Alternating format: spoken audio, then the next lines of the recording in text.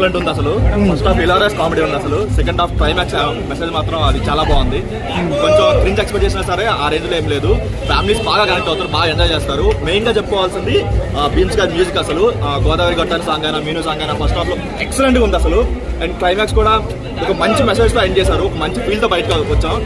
And ఇంకొకటి వెంకటేష్ గారి acting అయినా సరే, లేదంటే హీరోయిన్స్ గారి గ్లామర్ అయినా సరే ఎక్సలెంట్ గా ఉంటుంది. ఎక్కడ ఒక వల్గారిటీ కానీ అలా ఏం లేకుండా మంచి ఫ్యామిలీతో ఒక 2.5 hours మంచిగా కూర్చొని ఎంజాయ్ చేసిన సినిమా వచ్చి చాలా కాలం అయింది.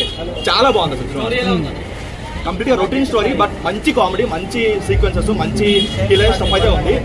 అలా లాజిక్ అన్ని ఆలోచిస్తూ అంటే కాదన్నా, అవన్నీ పక్కన పెట్టి ఒక మంచి పండగకి ఒక మంచిగా ఒక 2.5 hours ఎంజాయ్ చేసుకుని వస్తే మాత్రం ఫుల్ ఎంటర్టైన్మెంట్ ఉంది. దాని